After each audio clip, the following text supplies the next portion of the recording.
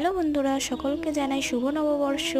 আজকে বাংলা বছরের প্রথম দিনটা শুরু করলাম পুজো দিয়ে। চলো দেখে নিই। প্রথমেই চলে গেছিলাম আমাদের এলাকার একটি কালী মন্দিরে পুজো দেওয়ার জন্য কিছু ফল, বাতাসা, ধূপ, মোমবাতি কিনে নিলাম।